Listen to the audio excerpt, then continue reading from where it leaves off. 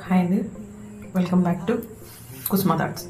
ఈరోజు మనం నెక్స్ట్ తర్వాత చేద్దాంలే, ఇంకోసారి చూద్దాంలే, మళ్ళీ చేద్దాంలే, ఈ మాటల గురించి తెలుసుకుందాం.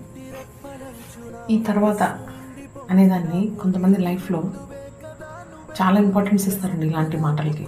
ఎందుకంటే వాళ్ళకి ఏ పని చేయాలో అర్థం కాక, చేయాలని ఇంట్రెస్ట్ ఉన్నా బద్ధకం ఎక్కువైపోయి తద్వారా వాడే మాటలే ఈ తర్వాత, మళ్ళీ చూద్దాం, మళ్ళీ చేద్దాం.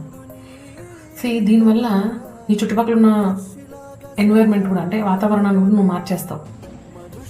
ఏ మనిషి అయితే ఇలా తర్వాత తర్వాత తర్వాత నెక్స్ట్ అని దొబ్బుతూ ఉంటాడో అలాంటి వాడు చుట్టుపక్కల ఉన్న ఎన్విరాన్మెంట్ని కూడా మొత్తం కొలాప్స్ చేసేస్తాడు. అంత టాలెంట్ ఆ మనిషి దగ్గర ఉంటుంది. వాడు ముందుకెళ్ళే వాళ్ళని కూడా ఇప్పుడు ఎందుకు లేరా, మళ్ళీ చూసుకుందాం లేరా, మళ్ళీ చేద్దాం లేరా, తర్వాత తర్వాత తర్వాత ఇలా నువ్వు తర్వాత అని చేసుకుంటూ పోతే నీ లైఫ్లో తర్వాత ఇంకేం ఉండదు.